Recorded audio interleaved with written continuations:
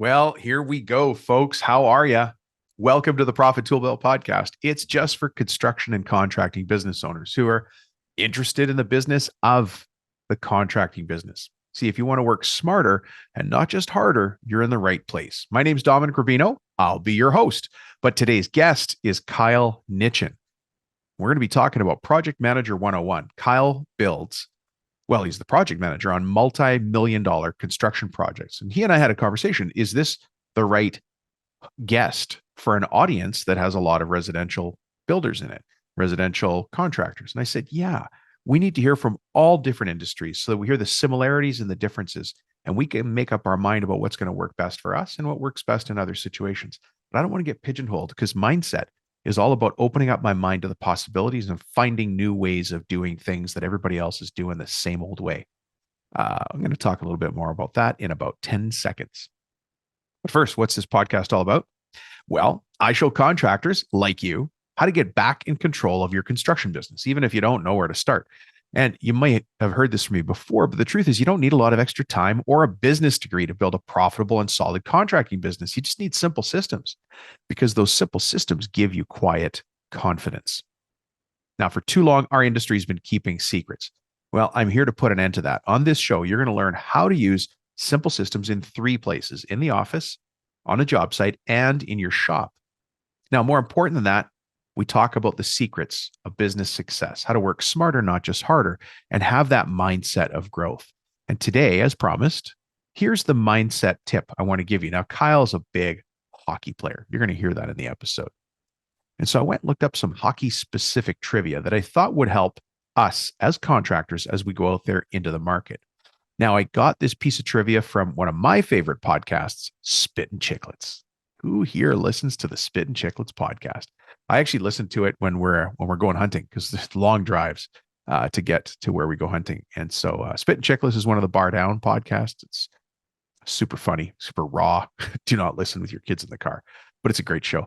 Anyways, here's a piece of trivia that I got off the Bar Down podcast because I like Spittin' Chicklets, and it's hockey trivia because Kyle likes hockey. And the mindset piece here is I want you to look at how this gentleman, Roger Nielsen, looked at the rule book different than everybody else and what impact that had. The impact it had, first, he was able to put up more wins because of these, at least in the short term, but he also was responsible for not 1, not 2, but 3 rule changes in the NHL, right? So we have a rule book in business. Where are you pushing the limits on the rule book in business? I'll talk about that in a second. So Roger Nielsen spent like 20 plus years behind the NHL benches, serving as a coach in lots of different capacities. And he was involved in more things than any other coach. A student, definitely a student of the rule book. He was always looking for ways to exploit the rules to his advantage, right? He forced the league, because of the crazy things he did, he forced them to make multiple rule changes to accommodate his ability to find loopholes. I'm going to give you some examples of loopholes after this in our industry. But here's 3 funny loopholes. And for those of you who are hockey fans, you follow along. For those of you who are not hockey fans, hit snooze for a second. We'll get through this together. The first one was they made a rule change about putting a defenseman in net for penalty shots rather than a goaltender. Now, you might think goaltenders are the best puck stoppers, but Nielsen, like that a defenseman, would be better in a one-on-one situation. And he noticed that the rulebook didn't specify what type of player had to defend a penalty shot. So he thought, I'm going to send in a defender. That had to be addressed by the league, and they made a rule change. Rule number 2 was where it was in response to he pulled the goalie, but have the goaltender leave his stick behind to guard the net. Okay, so when one of the teams Nielsen was leading, he would follow convention, pull his goaltender, right? So they're leading late in the game, and then you pull the goalie to get an extra player on the ice. He would do the same thing, pull the goaltender, but he would have the goaltender leave his stick behind to stop sliding pucks heading towards the cage, right? Towards the net. So, of course, the NHL jumped on this really quickly, and goalies are no longer allowed to leave equipment behind intentionally, but he used that rule to his benefit until they changed the rules. And then the third one, he took too many men penalties, right? He would stack up his too many men penalties to waste time towards the end of the game. It was a really smart idea from his side. It was to waste time at the end of the third period by consistently sending too many men on the ice, and then face off after face off with another Nielsen another guy on Nielsen's team heading to the box, it made it impossible for the opposition to set up anything in hopes of tying the game. He was probably the craftiest coach ever to have a job in the NHL. And listen, you can say his antics are cheap. It doesn't matter. You have to respect the creativity. Okay, now let me bring that back to the trade. Some of you are laughing. Some of you don't care because you don't care about hockey. Kyle, this is for you, bud. I really appreciate the interview.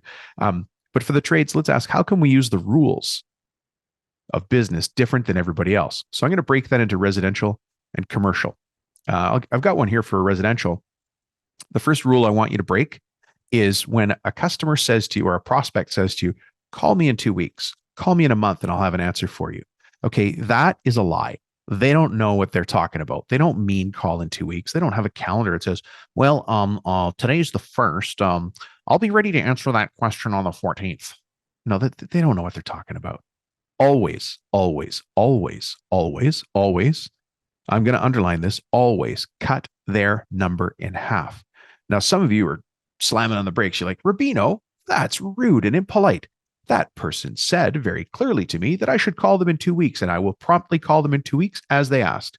Well, you, my friend, are never going to get a deal. And if I was selling against you, I would crush you and eat you in every market we were in. How's that for confidence? Do not listen when they say, call me in 2 weeks, call me in a month, call me in 6 months. They don't know what they're talking about. They don't have no idea. Now, I still follow it a little bit. What I'll do is I'll call them in 1 week. So you cut it in half. They said call in 2 weeks. I call them in 1 week. Never in my life has somebody said, well, I told you to call me in 2 weeks. This is too early. They don't do that because they don't keep track of their time. I'm a business person. I keep track of my time. But I will address it. And I'll call them in a week and I'll say, hey, Rodney, you wanted us to follow up. I'm calling to put that on the calendar like you asked. Boom. Rule change. Might be coming one day, but it's not here now. Use the rules to your advantage. So they set the rules and said, call me in 2 weeks. You ignore the rule, change the playing field to your advantage. It's going to help you close more deals. Okay, so that's a residential example. Let's talk about commercial. Okay, one of the rules here is in commercial, we get given contracts, right? In residential, we prepare a contract, we give it to the customer. In the commercial world, the contract is done by the builder or people like Kyle. Hey, Kyle, and you give it to us. Why not redline an agreement? Now you're saying, Rubino, I can't redline an agreement. They'll never send me another contract again. But you've listened to this show before. We've had other experts on here talking about sending back an intelligently redlined and commented agreement is greeted with respect from the other side. Why not try redlining an agreement? There's only 3 things that are going to happen. They're going to say yes to your changes. They're going to say no to your changes, or they're going to discuss your changes. There's the 3 options. Is there a 4th? No. They're going to say yes, they're going to say no, or they're going to discuss. But if you always take their contract at face value, then you are going to be, you're going to have to live to those, right? You're going to see crazy clauses in there, like a pay when paid clause. Nope, strike it. Strike it. Again, they're going to say yes, they're going to say no, they're going to discuss it. Or what about progress payments? You can ask for progress payments if they're not in there. Either way, look at the playing field as it is and figure out where you can change the playing field to suit your purposes, like Roger Nielsen did. Heck of a long intro here. But anyways, thanks, Kyle, for inspiring that. Look, if you're a business owner who's curious to find ways to run your business better, you want to have more time off, you want to do the things you love, you want to go golfing, maybe you want to go see the Stanley Cup somewhere, you want to build a team you can rely on, grow a company so you could sell it or pass it on to the kids, or you just want to live off the cash flow and go to Mexico. Well, you're in the right place. Now, you guys probably figured this out. I'm a business owner and I'm a business coach. And the only people I work with are construction and contracting business owners who want to get to the next level in their business. I work with serious people who have a happy attitude. But I host this podcast because one day I want to be your business coach. Now, you may know this, but I have a team of business coaches that I've personally hand selected. I have very high expectations for the people that join my team, and I'm proud of every single one of them. As you listen to this podcast, ask yourself if you think me and my team might be the right tool to help you get your business to the next level. Now, with that being said, let me go into business coach mode right now. I'm going to challenge you because in this episode with Kyle, you're going to hear something, learn something, or realize something. And on that, I want you to take action in the next 24 hours. And then I want you to pay attention on how that improves your business or your life. I hope you know this podcast is built to educate, inform, and inspire you. So let me get into your head, and I'm going to ask you that inspirational question. Are you happy being a contractor who runs a few crews, or Are you ready to be a business person who just happens to run a construction company? Well, by the end of today's episode, you're going to know the answer. Let's get to it. Oh, Mr. Kyle Nitchen, how are you? I'm doing good, Dom. How are you? Thank you for having me on the show. Yeah, I'm excited. I feel like I'm punching up. I'm out kicking my coverage having you as a guest. Oh yeah? Yeah. Usually you say that Yeah. about hot chicks, but I'm saying it about you. Don't take that the wrong way. All right. I like it. I hope to not let you down. No, I don't think you're going to let me down, but I'm sure everybody else now is very curious as to why I said that. That's a Yeah. spicy opening. But Yeah. you're a project management expert on mega project. I feel like I have to say like a radio guy, mega projects, Yeah. very large projects. And the reason that I went to find you in this big wide world is because project management is one of the bottlenecks that owners are trying to get through as they grow their business, having effective project managers running job sites so they can step back and shake hands, kiss babies, and get the next job, or go back and work on things in the office. So I'm really happy to have you here to talk about it. Yeah. Yeah. Awesome. Glad to Yeah. be here, Dom.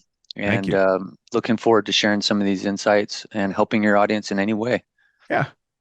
Well, why don't we start? I'm going to ask you a very serious question now. Mr. Kyle Nitchen, who the heck are you? And how is it you come to be speaking to all these forward facing contractors all over the world? Well, Dom, so it all started for me, at least getting into the construction industry, 18 years old. Okay. So how did I get here today with you? Yeah. 18 years old. I wasn't a very good student in the formal education system, right? The classrooms and stuff. It really just wasn't my jam. It Mm, was hard for me to focus in those environments. So what I'm getting at is I wasn't really the best student, but when it came time to go off in high school, 18 years old, and go on to whatever's next in life, trying yeah. to figure that out, it was challenging. Everyone else was going off to school, and that wasn't really an option for me at the time. Mm, So what I do, I got a job, and I was actually really excited about that. My first job was being a landscape laborer. oh, Okay, so I worked for a local landscape contractor, residential. We did some commercial too, but local landscape contractor, and I was just a laborer on a crew about four guys, and we went around and did small jobs, landscaping homes, some yeah. small commercial buildings, and yeah, I was just a laborer. My roles were carrying and humping sod and digging ditches and installing sprinkler systems and planting trees and cutting bricks and pouring concrete.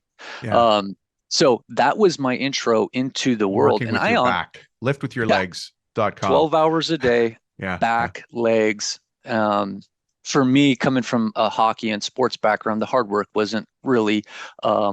so much of a big deal.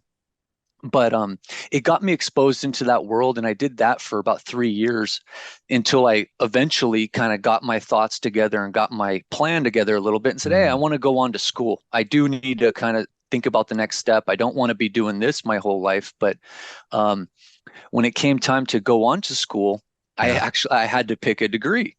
Um, and once you have to pick, I was like, okay, well, what do I want to do? And one of the degree options was construction management. And I thought, oh, that sounds cool. Mhm. I have this prior experience. I like being outside. I like working with my hands. I like the idea of building things. And so that's the path I went to. Thankfully, I had that introduction to the construction world. I may have not been able to connect those dots. Yeah. So that's kind of how I got into the field. One thing led to another. I was still working on farming jobs and other things through school. Oh, you were really Um, doing labor work. yeah, labor work. All those bag skates paid off. Yeah, 'Cause that's you got an that's engine. all I know is Yeah. is is work, and that kind of gets drilled into you from hockey. And I know that you probably have a great appreciation for that sport, as I do too.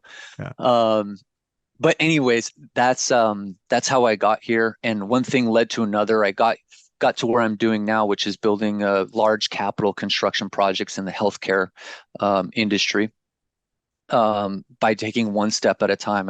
I got on with a construction management firm, Mm, did one job starting as a project engineer, and kind of just took action and learned and absorbed as much information as I could go.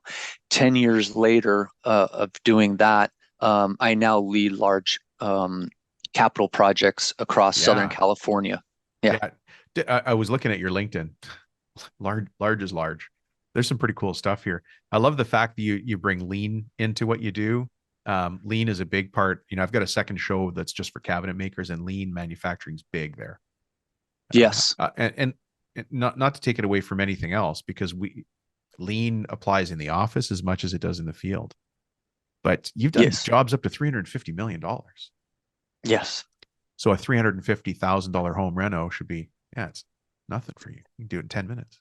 Yeah, well, that's easy to think like I that, know, but I know. I don't think that's true because you still have the same process and you still have the same scopes. You still got to do all Yeah, 16 divisions. Um, and it's the same process of communication. It's just at a lower level, and maybe you could do multiple jobs at a time, but the principles are the same.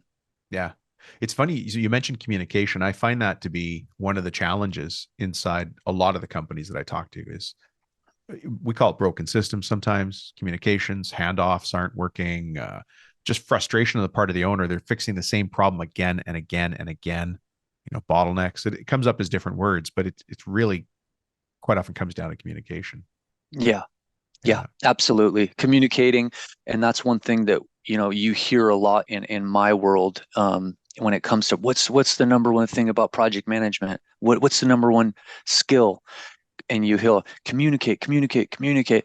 That's the stereotype, and it is true. It's that for a reason because it's the lifeblood of a project. It's the Yeah. veins and the bloodstream that fuels and gives air to the whole process. And with communication breakdowns, I mean, they just ripple effect and Yeah. cause havoc and compounding issues.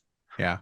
I'm thinking right now about a specific commercial contractor that I work with. And one of his challenges with his PM, and his PM was great, um, is that he wanted his PM to pick up the phone more than he wanted him to email. And, we'd often have these conversations. Email is good because we can track. We can go back and say, okay, this point and this point and this point have been solved or they're open issues. But then there's the human element of pick up the phone, call a guy. This one doesn't need to be an email. And maybe I'll just leave it as an open statement and see what your comments are on that. Yes, yeah, absolutely. Let me drop nugget number one on you. Um, Clear communication, right? The goal is to communicate clearly. Mm, Okay. Now let's define clear communication. Clear communication is when the that's inside my mind and the idea that's inside your mind yeah. is the exact same mirror image after Mm, I communicate it to you. So, like you pointed to at the beginning of your statement, email. Email is a tool. right. It's not what we do. It's not our job. It's a tool to get our job done. Mm, Now, to your point, that person may better communicate that idea by picking up the phone and actually understanding that person that's on the other line, maybe right. understanding their communication patterns, maybe understanding where they're at in their day and what's important to them so you can gear your communication so it gets through and Mm-hmm. you get that mirror image. And then maybe you use your email as a tool to say, hey, I'm going to follow up per our conversation. We talked about this, and this is going to happen on this day. And let me know if we're on the same page. And that way you're just reconfirming and checking for understanding rather than relying on email to actually get your job done, because that's just not going to happen. Yeah. It sounds so simple. And I wonder if some of the differences between the more formal sub trades you work with, and I don't want to say that more casual on the smaller side, but sometimes it's hard to just find subs you can trust. And their Yeah. communication might not be up to par, even though we as remodelers, and I say remodelers, could be roofers, could be doing HVAC, any trade that's listening here. But sometimes we're dealing with our subs who don't communicate well. What do you do when you've got somebody who's not communicating well back to you? You first train and coach. Okay. Mm, You need to take a time out and say, hey, we have a little bit of a breakdown here. We're not working well. Something's not jiving here. I need to see a little bit better communication from your end. And so let's just talk about this openly and professionally. How can you communicate? This is what I expect. yeah. This is what's happening. How do we close this gap here? Let's get to the root cause of the issue. Is it a leadership issue? Are you overwhelmed? Do you have Mm, too much on your plate? Is there something personal going on? Let's get to the root cause and let's talk about it. Or is this just simply the wrong person for the job? Do I need to ask for somebody else? right. All those options are possibilities. It's just about taking a leadership position and saying, okay, how can I get ahead of this? How can I fix this? How What's the can I root get ahead of this? cause? Yeah. I'm not here to beat anybody up, but I'm not going to move forward on this project communicating like this because it's just not going to help me achieve my outcome Mm, that we're all getting paid to do. We're all right. on this shared goal here. Um, and yeah, so that's my answer. My interesting but maybe odd observation is that the tone of your voice didn't change at all during that example of I'll call it a script, but how you'd be talking to me. The tone of your voice didn't change. Did you notice that? Or I, is that intentional, or I didn't notice that. You mean like it's just a keeping my very voice? formal, it's just a very factual conversation. The Yeah, communication we're having just isn't working on this project. So it's a couple of things. Either I'm not communicating clearly or you're not understanding it. I've either got to change something or you've got to change something. And then the hand gesture, we're here right now. We need to be here. Tell me what's going to work. I just paraphrased what you did yeah, horribly, but you didn't change your tone at all. It was the same intonation. And the reason I say that is because the other guy's receiving that doesn't want to feel like he's getting beat up or accused of something, or maybe English isn't their first language, or maybe they've got heck learning disabilities, and maybe something in writing's not. And I know it's a lot of maybes and we're all frustrated with some sub out there, but I got to take responsibility for this job getting done. And if those lights don't get installed right, I can't go blame it's some guy named Brad, I don't know, he blew the whole thing. No, it's going to come back to me. yeah, exactly. And that's the the tone thing you mentioned.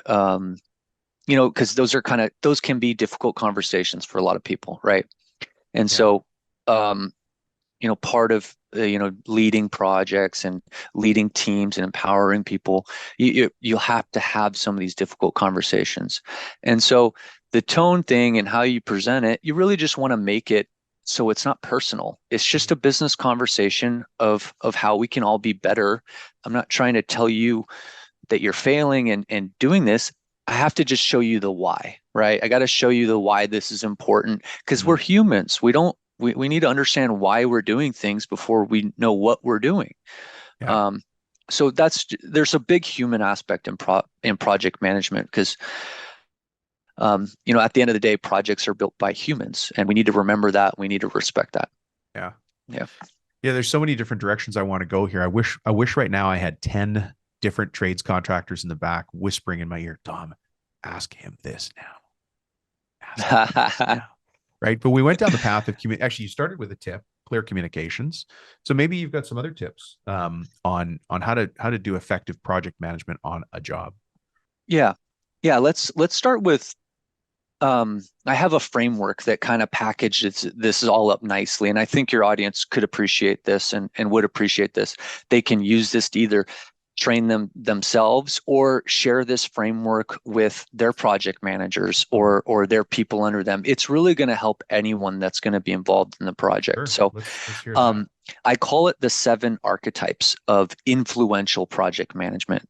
Um, I have a brand and a newsletter that we can talk about later, but it's called the Influential Project Manager, and it's just an attempt to stir up conversations to better influence and control and manage your projects. Hmm. Um, and to do that, you want to become that influential project manager. So there's 7 archetypes. Project management is a tough business. It's a hard role because we handle so many domains, right? Uh-huh. Where we wear a lot of different caps. It's not very straightforward like an accountant where we come up and we just focus on numbers and assets and liabilities. It's we have to do a very broad range of skills and have a lot of business acumen, right? So the seven archetypes, I'll go through them. Yeah. Number one, and before I start, Dom, I should define an archetype. An archetype uh, is a mental model. Okay. It's a behavioral pattern that we can study and understand.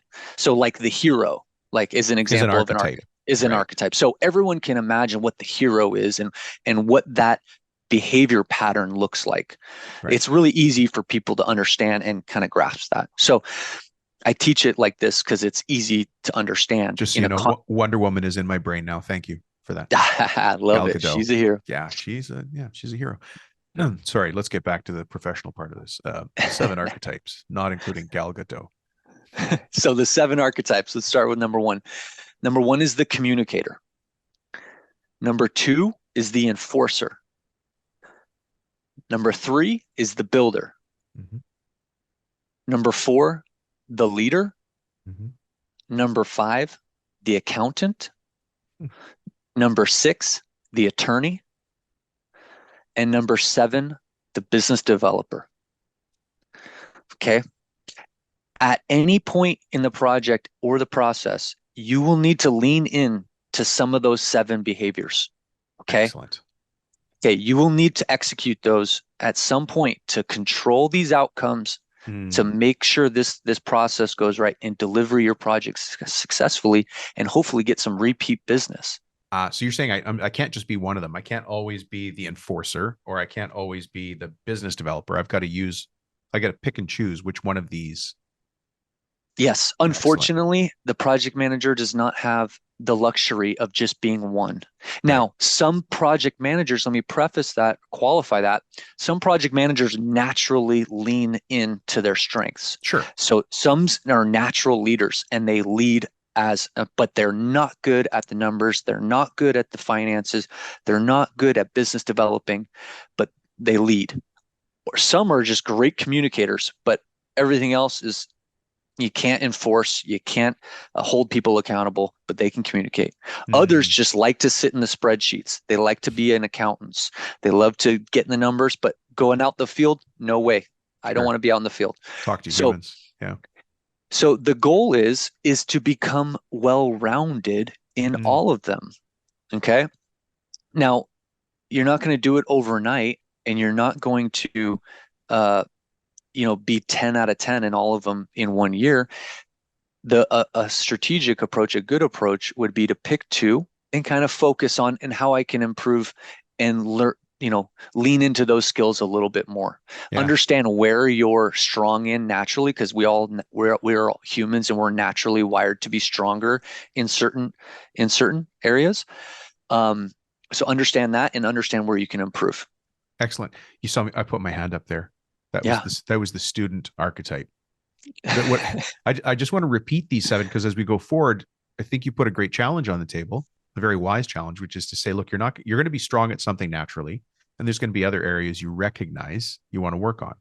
So just Hmm. for the sake of that, as we go forward into the next level of this, let me repeat what I heard are the archetypes. We've got the communicator, the enforcer, the builder, the leader, the accountant, the attorney, and the business developer. Is that right? That's it. That's All right. right. So for everybody listening, one of those you're like, yeah, I got that one. I'm that guy. But then there were two others, at least two others you went, I could be strong. Or if you're a project manager listening to this because the owner of your company has said, hey, listen to this great episode, I would apply the same thing. What do you already know you're strong at, and what are you going to work on in this next year? Perfect timing. Exactly. Exactly. Things should be going up in your head right now of where I need to be placing my focus here. So I'm excited. Let's go into one by one. We can kind of break down Sure. each Yeah. Yeah. one. Let's start with the communicator. So like we talked about at the beginning, communicate, communicate, communicate. It's the life force of the project, right? It's what Mm-hmm. keeps the air and the oxygen in the system. So clear communication prevents misunderstandings. It ensures alignment between trades, between owners, between contractors, between everybody. Mm. Make sure we're all on the same page. And the communicator does that excellently. They communicate often. They communicate, you know, Multiple often, tools. frequently, Yep. consistently. Um, they don't just convey messages, they're also attuned to the nuances of the dialogue. Okay, so there's a lot of nuance that's it gets even deeper than this. You understand your personal strengths, you understand other people's strengths, and Hmm. you communicate to them accordingly. So for you, Dom, I could tell you're a go-getter. I could tell that you're a little bit more direct, I would say. And that if I were to come down on you and be a little bit more direct, you would take that message and say, okay, Roger that, Kyle. Good to go. Hear you. I'm I'll on it. adjust. Yeah. I'm on it. Other people are a little more analytical, a little more sensitive. And if I come on directly to them like that, they may say, whoa, like, is Kyle mad at me or something? Or I don't know, that didn't sound right. Hmm. They'll overthink and ask why. And so I may have to come in a little softer, a little more indirect approach and with like a lower tone of voice and just more Hmm. calm. And so think about that at scale. Think about that at scale with text messages, emails, with face Everything. to face, delegating, everything, because it shows up everywhere. Architects, engineers, they're different than talking to foremen on a job site. They're Yeah. two different people. So you need to understand and convey messages accordingly. Um, and communicators are also really good listeners. Um, they present messages very thoughtfully, and they present them clearly. So Mm. in the business world, one of the common mistakes I see a lot is like, hey, what's the update today? Is I ask you a question, and then you go on with stories. You start telling All over the stories and place. Yeah. and data facts, and I'm like, well, hone it in on. I just need one simple sentence. What's the update today? Right. So good communicators structure their communication. I see most frequently accordingly. They lead with the answer. Right. They give you straight to the conclusion right away. Here's what you need to know right here. Yeah. And then let me back it up. If you want some more information, I got supporting argument number one, supporting argument number two, supporting argument number three. And then if you want to go deeper than that, I got data points to back all that up if you want. That's But I get straight to the point. Like, think of a pyramid, yeah. okay? Yeah. Now, it's the opposite of when you're sitting on the couch with your family telling stories. We like the drama. We like The the context. the context. We like the Yeah. lead up to the conclusion, right? But in the business world, in the construction site, no way. Keep that out, okay? Get to the point and then back it up, okay? You know what's So, interesting about that, Kyle? I don't know if this might be an older thing, but they used to teach us how to read newspaper articles like in the newspaper. And a newspaper article is written from the top down. It makes sense. It makes sense, but it follows your format. That you only have to read the first paragraph to understand the whole article. If you want to know more, read the rest. But you can get everything in that first. You see, you're giving right me there. the thumbs up there. Yeah. Right there, Dom. And your email should be the same Oh my way. God, the Your title of your text should email. be the same. Your subject should be boom. Like, come on, keep it simple. This is a project. We're all trying to get this done. The stakes are high. The schedule's tight. Mm, We got to be clear and efficient. So the communicator. love it. Yeah. So that's good. I feel like we could go on with the communicator for a while, but it's probably because you and I are both that. Um, Yeah. the enforcer. I The got to hear about enforcer. the enforcer. I'm actually really excited to talk to you about this one because you have a hockey knowledge and background. You can probably think of the enforcer archetype on the ice, right? Yeah. The Ty Domies, the the Stevens. Every team's got an enforcer on their Paul team. Bissonnette Yes, is nasty. exactly. Yeah. Yeah. Yeah. So every team's got an enforcer. Well, you need to have a little bit enforcer in you on the project, on the job site, because you're managing a process, you're managing a schedule, and there's a lot of behaviors that need to go right for things to be right. So Yeah. things like cleanliness and cleaning up after yourself, like intolerable, in freaking Electricians. inlet. Electricians Yeah, were talking to you right now. yeah, your wires and strips on the ground, intolerable. That's like if you're allowing that to happen on your job site, you have a serious problem. Um, Hmm. you know, Even like honestly, like a trade like an electrician where they're kicking off shrapnel all the time. There's always wire snips and ends and ties, zip ties yeah, everywhere. what does that do for the job? Who's going to go clean that up? Hmm. You know, you you know, on a massive capital project, I mean, like your material, your laydown, your how you treat the porta johns. Are you getting your stuff done on time at scale? Think about all this stuff. Like there's a lot of accountability on the teams, Hmm. on the people on site, in the office. Um, And so sometimes you've just got to be the enforcer. and sometimes you got to say, hey, like what we talked about at the beginning of these are my expectations. This is kind of where the performance is at right now. What do we got to do to close the gap here? Because this is not going to work for my client. This is not going to work for my project. Hmm. This is the standards are higher. We're up here. You know, on change orders and change management is the same thing. If people aren't sending you stuff in time, what Yeah. you need, like the proper backup, the proper documentation, you call that guy and say, what's going on here? Yeah. I'm Like trying to pay you. I'm trying we're to pay you, running, but you got and to submit. yeah, we are a Stanley Cup playoff team here. Like we're the best. I Okay. like, So you know what? I love that you're saying this because there's people listening going, well, we're just, we just do home renos. No, you have to no, tell your team we do the best kitchens and baths in the city. yeah, We're the top team. Unless you start saying it and acting like it, it's never going to happen. So there's times you got to come in as the enforcer, I can see, and say, this just isn't the standard, guys. I had a this was a woodworking company. I just talked to him yesterday, and he has a credo on the wall, and he had everybody sign it. And he was having a break, so it's been on the wall for years. But he had breakdown in his company, and as part of a meeting where he was expressing disappointment, let me just say, he took it mhm, off the wall and he threw it in the garbage. And he said, "Guys, that is meaningless right now with the way this company's acting. I'm trying to do everything I can to pull you guys together, but the credo that you guys all signed, it's worthless." So he's an emotional guy, so it meant a lot for him to take that off the wall. But what happened was his foreman went and grabbed it out of there. And after he left, said, "Boys, that's about as upset as we're ever going to see him. This has to stop. Like, whatever you get, the drama and all that." And that was him being the enforcer. That's his way of being the enforcer. yeah, Yeah, I'm just not going to exactly. stand for it anymore. Yeah. Exactly. And it doesn't have to be a browbeating conversation. It's not that. It's literally saying we're trying to be the best. We're We better are than the this. best. We're Yeah. better. We want to provide the best service here. Mm.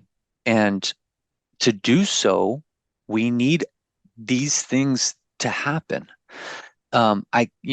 You can't beat when you commit to coming on my site and getting your HVAC in roughed in, it needs to complete that day because the next guy is coming right behind you. Oh, So I love it. you showing up late is completely unacceptable. I'll do this afterwards, but we have a list of job site rules that I help people create. It's a free download. I'll tell people about it afterwards, but it relates directly back to my values as a business owner. And me saying values in a sentence as a business coach, 99% people are already rolling their eyes. They're like, "Oh, here comes the values conversation." But I have value. Like, here's a value. If somebody walks up to your job site and applies to work but says they can't be around children because they have a charge, are you going to hire that guy? And you guys have already answered that question. That's your values. That's your values right now. So when you have a list of rules on your job site, which is we work, we're a punctual company, show up at 7:15 for a 7:30 start, getting here on time is 100% your responsibility. That's just the rule. That is Yeah, just the rule. And so if you're late, you're late. There's no excuses. I don't care. You're late. Late is late. yeah, yeah. Anyways, now you got the enforcer part of Dommy going. Sorry. Exactly, Dom. Dom. So just before we head off that one, you said putting rules on the job site. Yeah. That's great. That's what you want to do. Now, the behavior that I'm talking about is actually enforcing the rules. Because I've seen a lot of job sites with fancy rules on them And nobody pays attention. that say, "Oh, this don't show up late. The huddle's at this time, no trash, clean up as you go." I've seen all that. I've seen it, but you go on the site and no one's enforcing the rules. Yeah. It's like people are walking around. This guy shows up late. The guy's, all right, you should be going home. come back, try again tomorrow. Yeah. That Yeah. should just don't do that every. I mean, you might want to set an example, but yeah, you got to enforce it. Yeah. But that's Having only one of fancy the seven signage up. archetypes. That's only one of the seven. You've got other tools in your toolbox. The Okay. builder. Tell us about the builder. So the builder is um, for project managers, essentially taking the archetype, embodying the archetype of the superintendent, the embodying the archetype of the foreman, Mm, knowing the work. You don't just be a project manager that's in the office and knows office stuff. hmm. No, learn the field, know the process, know how everything comes together, understand the work from the eyes of the installer.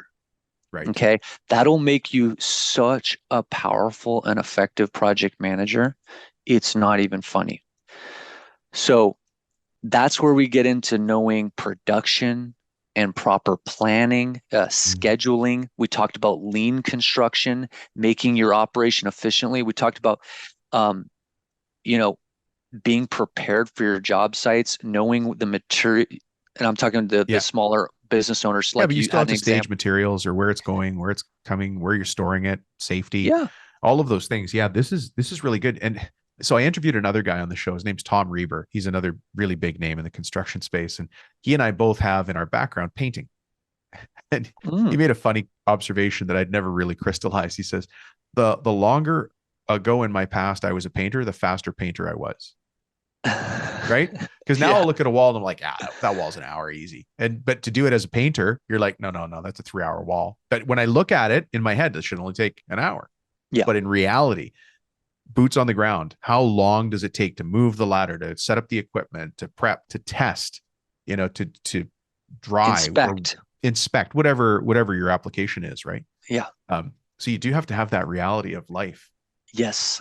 Yeah. Yes. And you can know, and having that reality, having that knowledge, having those behaviors in your tool belt, you can you can negotiate with owners much better because you know what you're talking about. No, let me educate you on the process here. Boom, boom, boom, boom, Oh, boom. I love that you said that, man. And so let me, let me communicate this problem to everybody. Let me tell you this problem that we have because you might not understand it, but I have builder knowledge and I'm going to present this to you from boots on the ground view. So uh, these things are incredibly useful. Yeah. So there's two things there. First, it's hard when there's new materials and new application methods. There's always, like, if you've never installed Schluter, how do you know how long it's going to take or some of the things to watch for? So you have to be careful there. But the other thing I like that you said is you got to go back and educate the builder. So you just pointed your communication a different direction. And so when you mentioned the foreman, one of the hard parts of being a foreman is you walk a fine line. You have to take what the office wants and tell the guys, the people, the crew, and enforce that. But at the same time, sometimes the crew is telling you something and saying, you got to take that back to the office. And you have to have the same strength when you go into the office and say to them, hey, look, we didn't allocate enough time for the job, or it looks great on the drawings, but you guys don't understand. There's a dropped ceiling. We can't get drywall in there in one piece or whatever the Yes. situation is, right? Yeah. Like a crawl space or something. So you Yes. have to walk that fine line between both of those operational elements, the people doing the build and the people doing the paper. Does that make sense? Yes. Yes. 100%. Great example. Yeah. Um, I love it. That's the builder, the leader. The leader.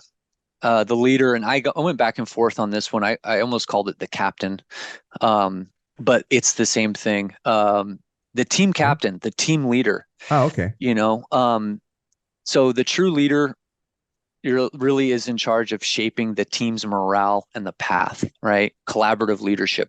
So project managers definitely need to have leadership skills in their tool belt and have leadership behaviors.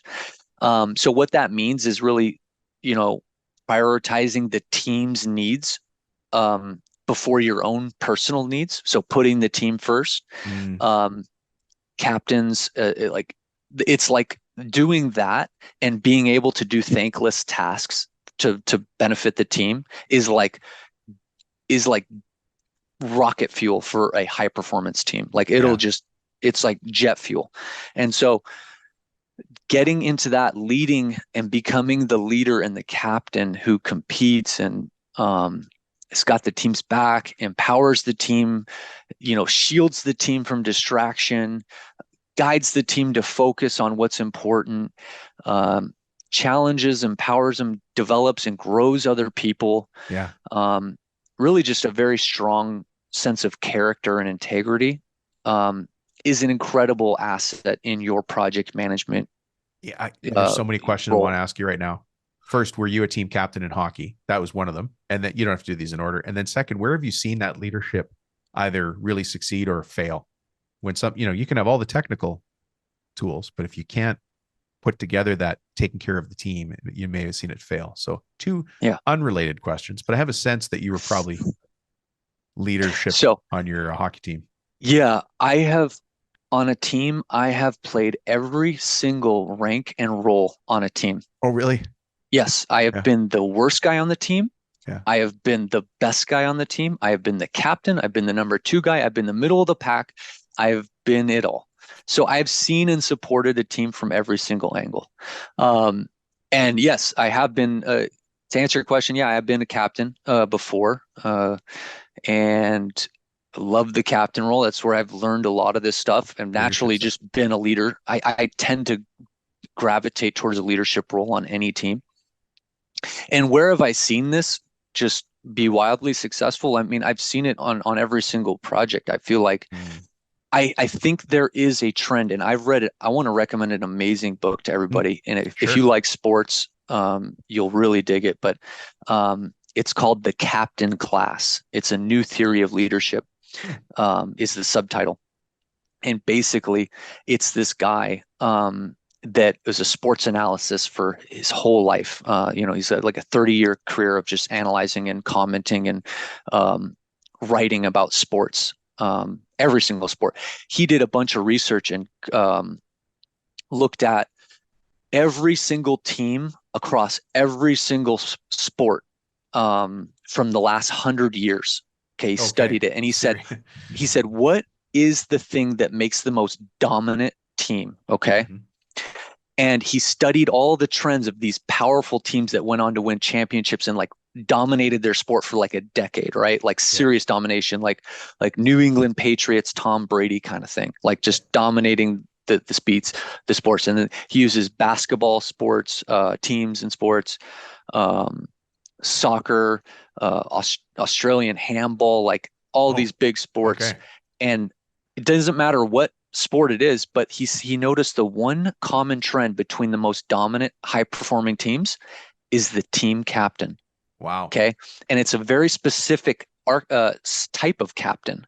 It's exactly what I said. It's a person who will do thankless tasks and pretty much be a functional leader and doesn't like the spotlight. It's not a Michael Jordan. It's not a Kobe Bryant. It's not a Sidney Crosby. Mm. It's not an Ovechkin. It's not those Big, big big guys. personality, big plays. Yeah. It's Yeah. not those guys. It's more of a Tom Brady. That's more silent. Doesn't give speeches. Doesn't come out and give speeches. Um, just simply leads to win and does whatever it takes to benefit the team. Okay, it's not about them. I love it. So I would check out the book to find out more of the details, but it's incredible. I And love it. I've seen the exact same thing on job sites, Dom. Um, the most effective teams and the most successful projects have a leader that's steering the ship. Like it's whether it's a senior superintendent or a senior PM or a project executive or just somebody who is carrying water, is just doing the work for the team and keeping everyone, doing all the other things that we're going to be talking about, but really just putting them in and being that one that everyone respects and has got everyone's back and everyone will rally behind that Yeah. guy and wild things can be accomplished. Yeah. It's funny. So many of these things come back to culture. I understand that people think about a business coach and like, oh, of course, values and culture, but it's the invisible glue that holds together my company. It is. Yep. If I don't talk about my values, but if I don't live my values, it's actually more important to live your values than to talk about it. So you Yeah. raised the point earlier about job site rules and our meetings start on time, but then the meetings don't start on time, or you allow chit chat on the side. So there's no respect for the meeting. That's a Yep. hard no right now. And we're going to have Yeah. that conversation first and fast. This Yep. meeting starts on time, whether you're standing here or not, buddy. I will be here every single time unless I'm crawling on my last two remaining limbs. It's Yes. going to happen, right? And then if somebody's chit-chatting on the side, you're like, hey, Georgie, just hold on for a sec. You'll get your chance. Just call them on it. And be nice about it. But and listen, the people listening to this show are already they're already on this boat. Yeah. Yeah, they're already Hey, on this people boat. respect that. People will respect that. There's nothing wrong with that. And yeah, that's exactly what we're talking about here. Living and embodying your values is the most, not preaching them, not just shouting them. No, embodying them. That's, that goes back to raising kids. Exactly the same thing. You have to embody what you're saying. Yeah. That's Okay. leadership. Now, yeah, might be the deepest and most important part of this so far. Yeah. Okay, let's keep going though. So we've got the accountant archetype. This is not my strength, the accountant archetype, just so you know. That's okay. Maybe you want to lean into it. So exactly what it sounds like. Project managers, we manage projects that have big budgets. Okay. Or big or small, whatever. You have a budget. You need to know finances. You need to know financial literacy. You have to have that.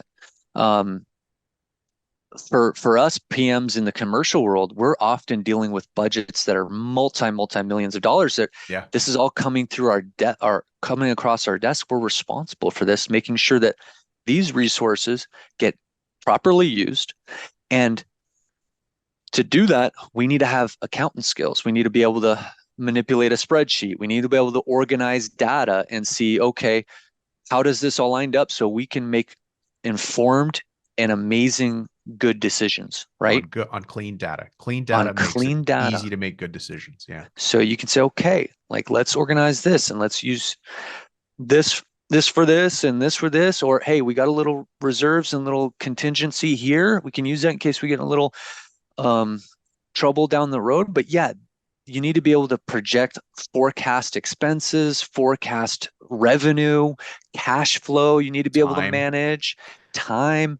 Like that takes a certain set of skills that really the accountant would know. Like an accountant has those skills, but a project manager needs to lean in and have those skills as well. Let me ask this on the side, because there's project managers that are going to be listening to this, whether they're the owners who act as a PM, or hopefully some owners have said to their PMs, you should listen to the show.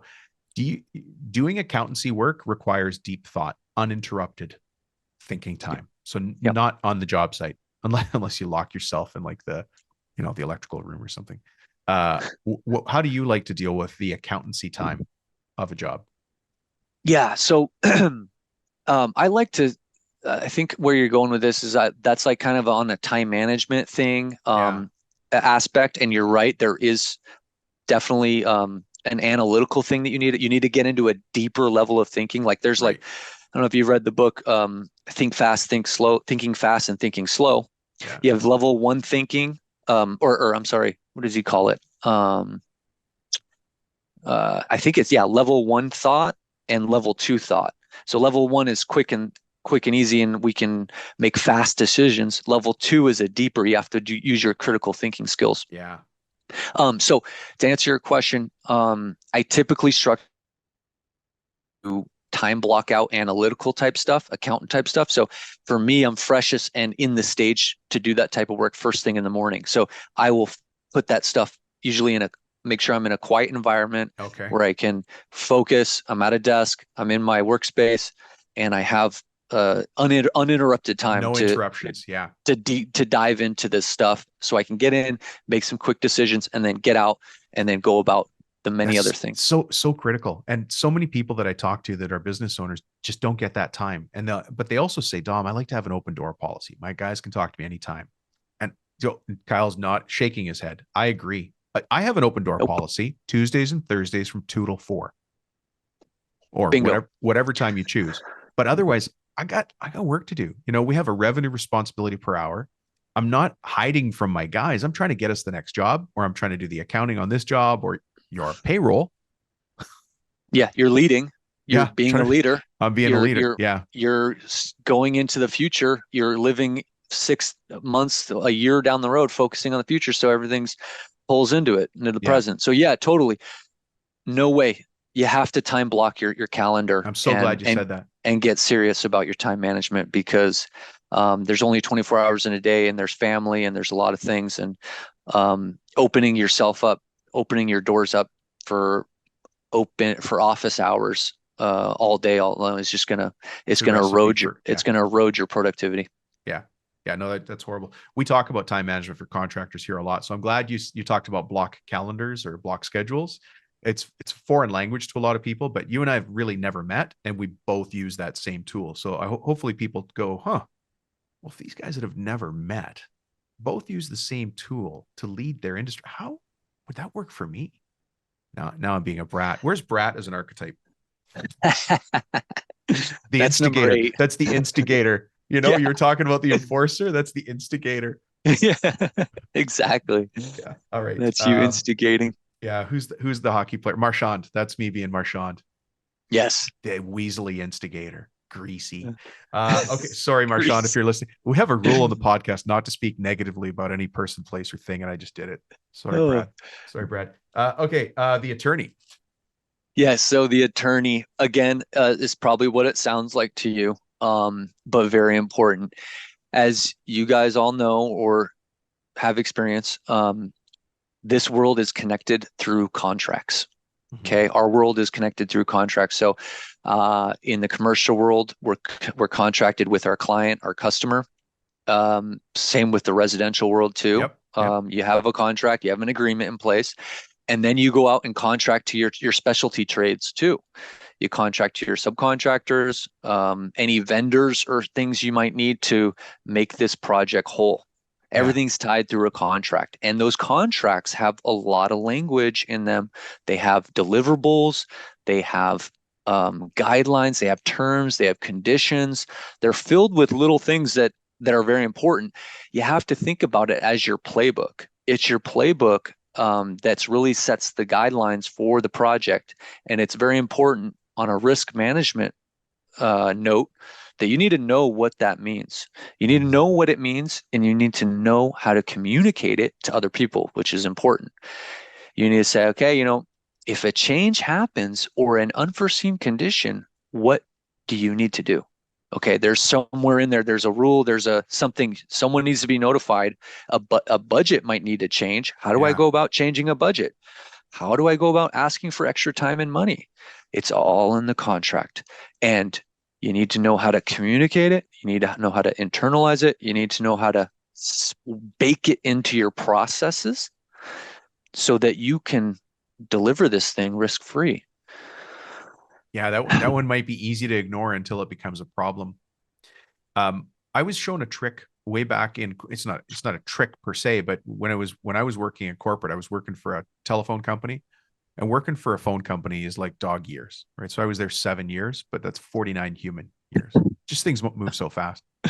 But one of my managers said to me, Dom, take an agreement, take a contract. Just start. We had a standard agency agreement that I was working off as the regional manager.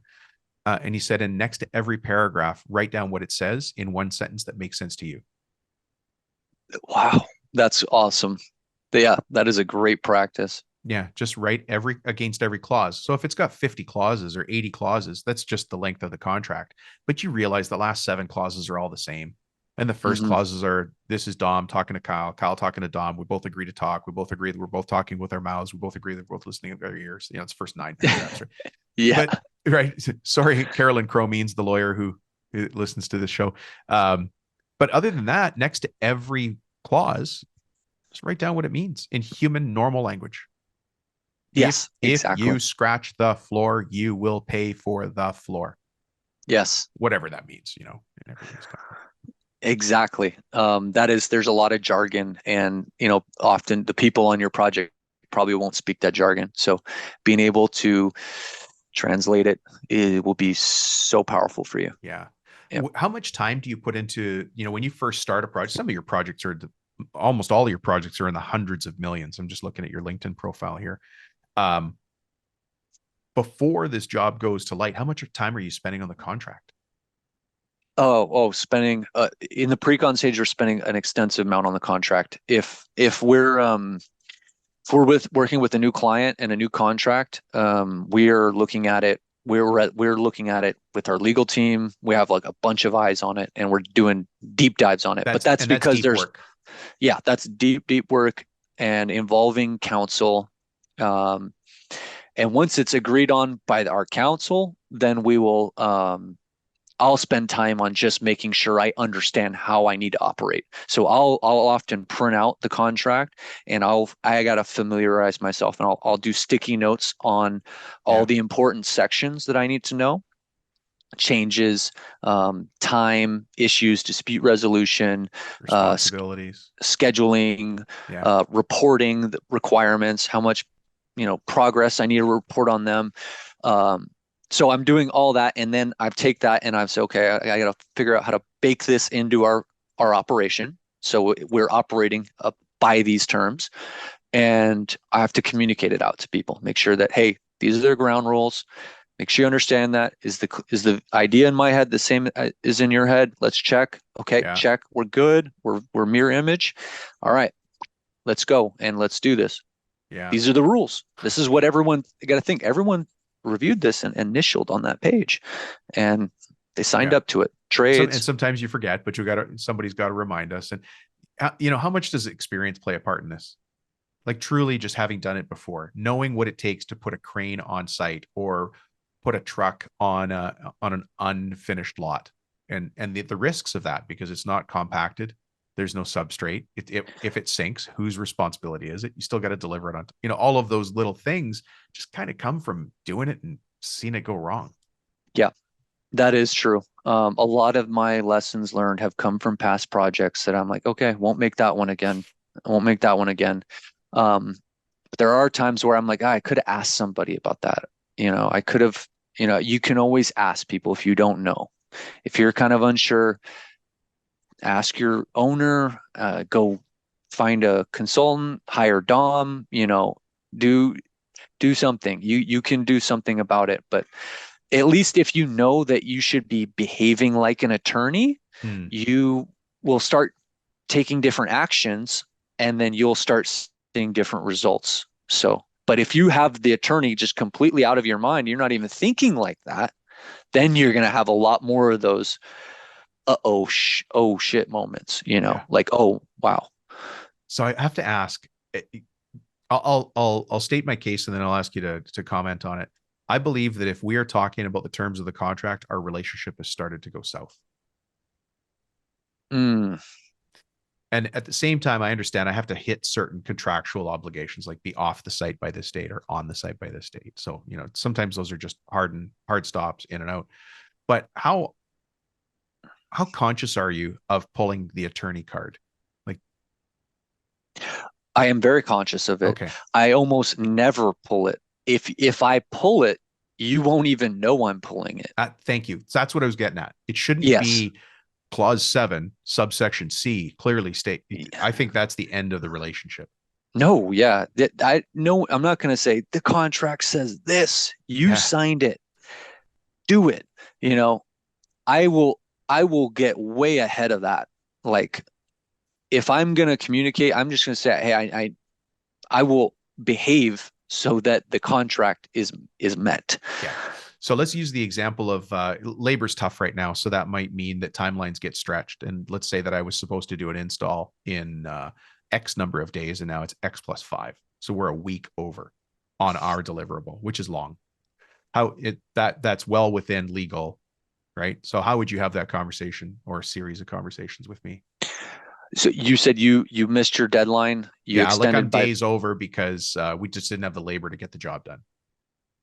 did you delay the project? I probably did by not Okay. providing my staff. Yeah. You didn't provide your staff. We chances are, did we have a I discussion feel about, bad right now, by the way. I feel did really we bad. have a discussion before this about your timelines? Did I clearly communicate to you that, Right.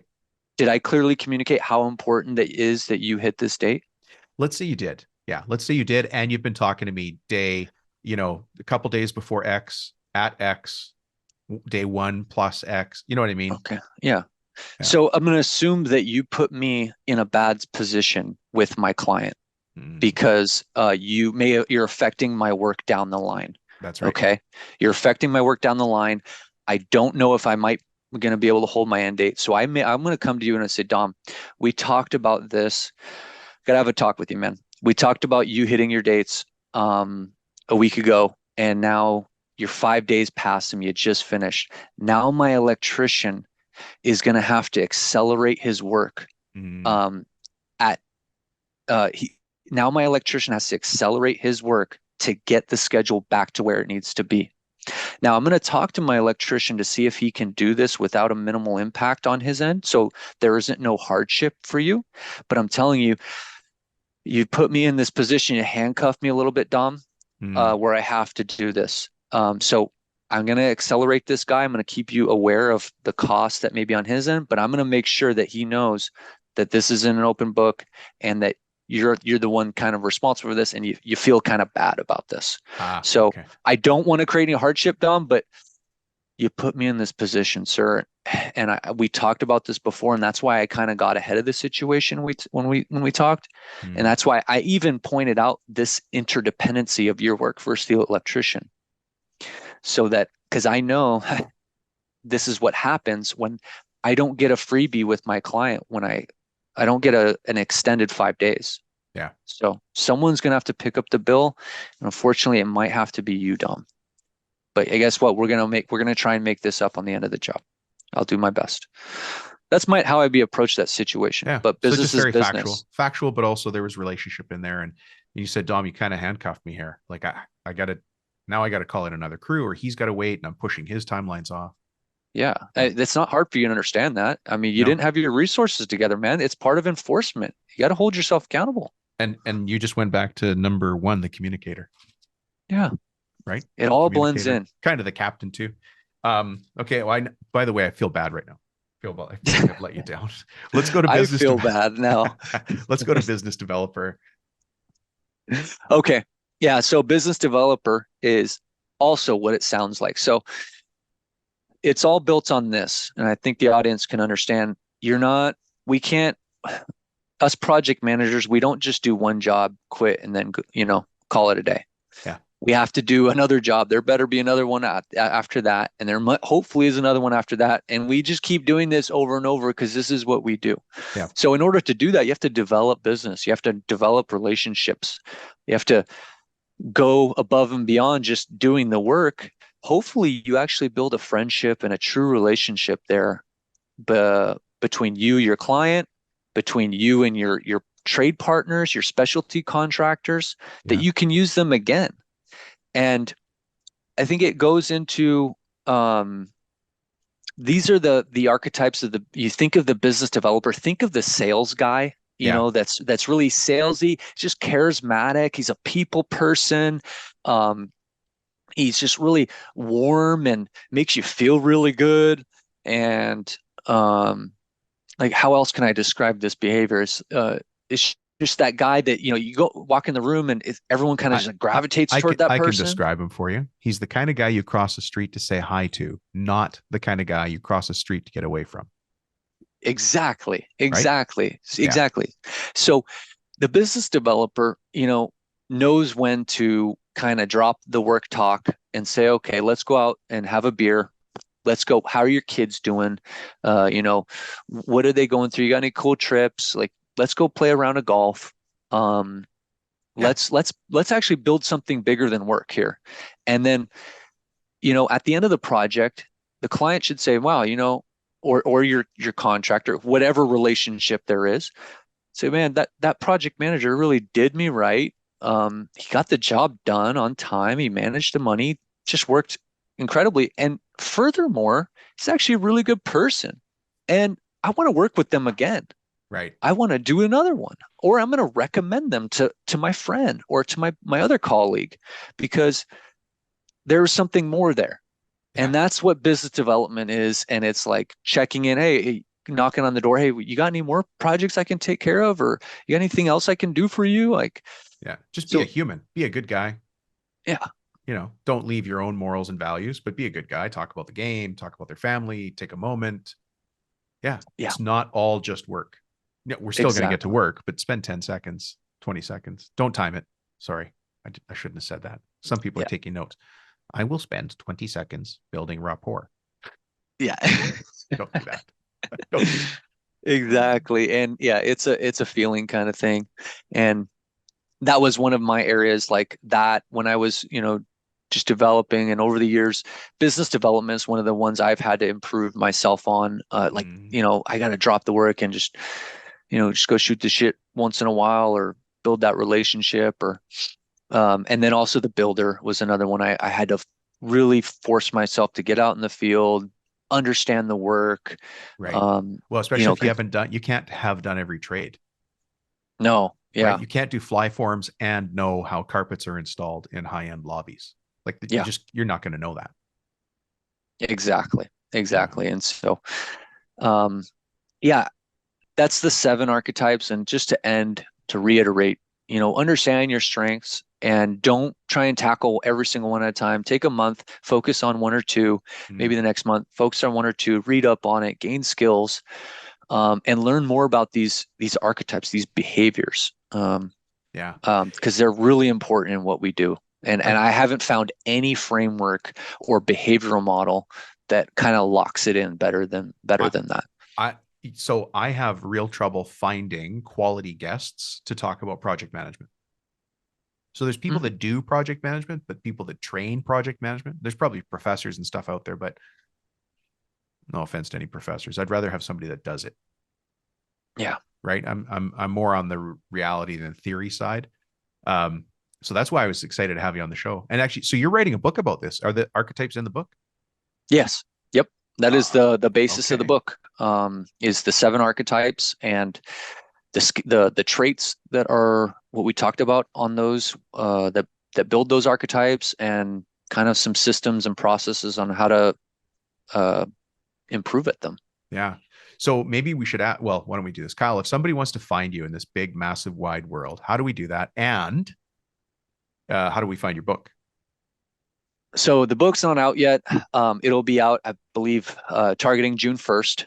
Mm-hmm. So there'll be plenty of announcements and marketing on that. But to get a hold of me, to connect with me, the best is to connect with me on LinkedIn. You can find me on LinkedIn. My name's Kyle Nitchen, Yeah. and you can connect me there. I post daily on LinkedIn. And so we can connect, join the conversation. We talk about leadership, construction, and lean and things of that nature. And also my email Newsletter. newsletter, Yeah, I've got that. Yeah. the influential project manager is what Love it's it. called. It's on Substack. You can get it through my link in my LinkedIn profile. And basically, that is my ongoing effort to develop more leaders in our industry, to improve and address a lot of these common problems that we talk about, inefficiencies and breakdowns we have in our industry, and just to multiply leaders throughout our industry so we can level up and build the next generation of builders. That's the thankless tasks of the captain archetype. I learned that today, so I thought I'd pass it on to you. Yeah, But it really exactly. is. And by the way, I get that newsletter, folks, and I listen to it, and I crave the information because I really do find um a lack of leadership from people like myself for the project manager responsibilities. And we need, that's where we're making the project come to life, where we're making the customer happy, where we're keeping our people working. So it's really important. But I'm always open to finding, the kind of intel you shared today. Uh, Yes. Thank you. Thank you. So I want to make sure I get the book when it comes out. So as long as I'm on that list, I'll find out about it. Yes. As long Yeah. as you're on the email list, I send an email out every Tuesday morning at 7:30 Pacific time. No fluff, no spam, no nothing. Just one deep dive article every Tuesday to help you become a better project leader. That's great. So, for those of you listening who are project managers, that's definitely a resource for you. And then for those of you who are owners who have project managers, maybe give this episode to them to listen to, and so on and so forth. Kyle, thank you, man. This has been really good. I like the way you broke that down, and I think we could see from your experience how all of those archetypes are used on a job site. Yes, thank you. This was excellent. And I had a blast on your show, Dom. So thank you for putting this together. Yeah, we'll do once you publish the book, we'll have you back and we'll talk about some other aspect that you bring up in the book. Does that sound good? Yes, that would be awesome. That'd Okay. be awesome. All right, man. Thank you. Have a great day. All right. Thanks, Tom. Okay. Bye-bye. Well. Thank you, Kyle, for joining us here on the show. What did you learn from Kyle? Fantastic episode. What can you put in place? I like how he was very open about the fact that he had to beef up his own skill set in the background as he learned to become this project manager on massive. Nobody's born becoming a project manager that does like hotel builds, to hotels, hospitals, all these big, massive projects. Well, what can you put in place from what you learned today? There were 7 archetypes, 7 different project manager archetypes that Kyle ran through today. I'm going to read them out to you here. The communicator, the enforcer, the builder, the leader, the accountant, the attorney, and the business developer. As I heard him go through those archetypes, what a great explanation, by the way, really solid. As I heard him go through those explanations of those archetypes, I had to ask myself, which one do I feel I'm strongest at? And where would I have to go back and bolster my own skills? You heard me say here today, probably on the accounting side, right? And I'm pretty good, but I still have that lots of curiosity there. What about you? And each of us is going to have one. Please don't stand up and say you're perfect at all of them. That would be ludicrous. It'd be crazy. You got to have something you're working on and something you're strong at. We'll accept that you're strong in something, maybe a world leader in something, and there's something else you're working on. We'll go work on that thing. We'll lean on my show to find more of that information or read books or do other things that you need to there. Anyways, whatever it is, put those things in place. Hey, before we get further, because I'm going to solve a common business problem here in a second, I want to read a testimonial that came in. It actually came in by text. And it came in by text because I was working with this gentleman in boot camp. So there's 2 ways that people work with us. One of them is in boot camp. It's a real intense 6-week program made for companies that are a little on the smaller side that want to get bigger. It's 6 weeks long, and each of those weeks is a different module. And at the end, the last module, if you will, is a 90-day plan. Well, this gentleman, Mr. Parker, we're going to call him Mr. Parker. Oh my goodness. Superhero cape. No, regular guy, great laugh, easy laughing, like just a great guy. But you got to see what he's done to his business because he put himself out there and he went and did everything he needed to do. Now he's working with Coach Lee Miller, which is fantastic. So I'm reading the text messages that came in on my phone. So Mr. Parker said this. Also sold 2 more solar jobs since Thursday, over and above those 2 we were talking about.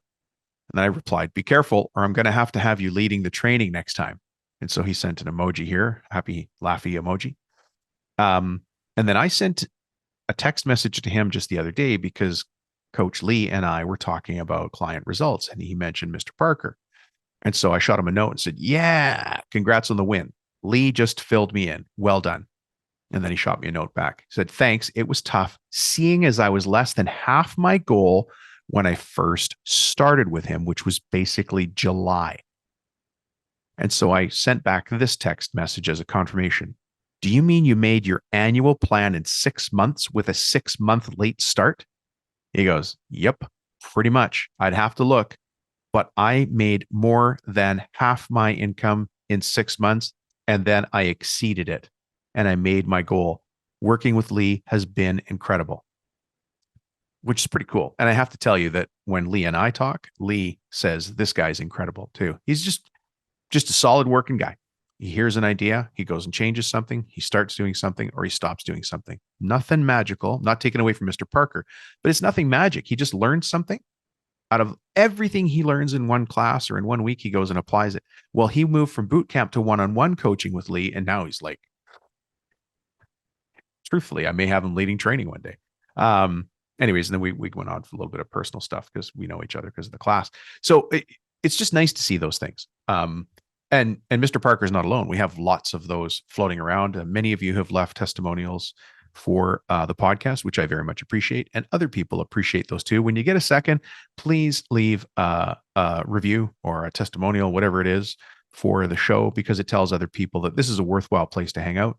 It's a good use of your time as a sensible, solid, forward-facing business owner who just happens to be a contractor.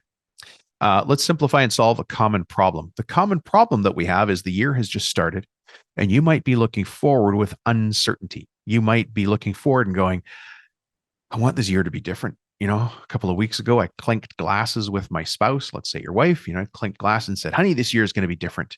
She took a sip and went, really? You said that last year. Oops.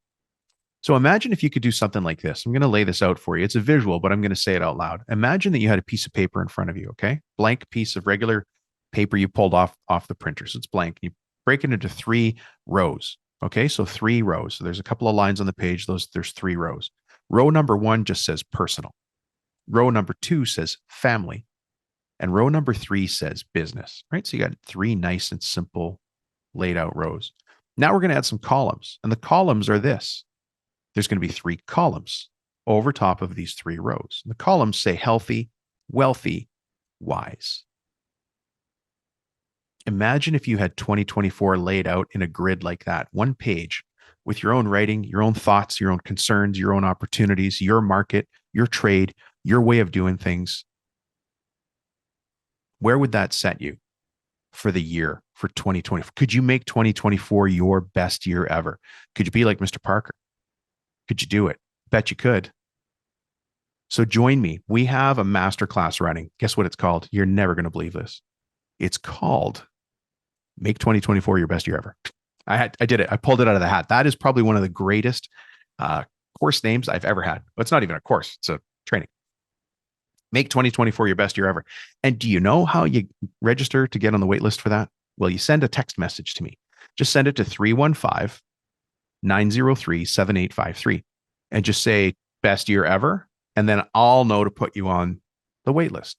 Nice, simple, and straightforward. But imagine that you had your year laid out. I just told you how to lay it out. Personal, family, and business as rows. And then over top of that are columns, healthy, wealthy, and wise. Some of you will recognize this exercise as one of Tim Ferriss's exercise from the 4-Hour Work Week. It's really powerful. There's another layer that takes a little more explaining. I've got to show you on the screen. But imagine that you use something like this. Where would that take your business? Where would that take you? What would 2024 look like? By the time you roll into 2025, what's going to be different? Imagine that you did nothing different. What would your 2025 look like? What would that look like? Is it going to just look like the same thing it always has? That you don't want, right? You're listening here because you want to get ideas from Kyle and other people on how to change your business. Make small changes every single week. Every single week, just make tiny little changes. And this exercise and many others we cover off in the masterclass. So the masterclass is 1 hour long. It's not an open invitation. You have to have a closed invitation to get there because there's a code to get into the Zoom line. But just send me a text and say best year ever, and then you're on the wait list. If you can't make it the day that we run it, no big deal. You can't make it. But if you can make it, at least you got the invite. I'd rather have it and not need it than need it and not have it, So anyways, shoot me a text. The number's 315-903-7853, and we'll leave it at that. Thank you so much for listening, guys. I really do appreciate the time that you put into this. Kyle, thank you very much for being with us. I really like those archetypes. And folks, until we have the opportunity to have a cup of coffee or a nice glass of wine across the table from each other, this podcast is going to have to do. But I look forward to the glass of wine. We'll talk to you soon.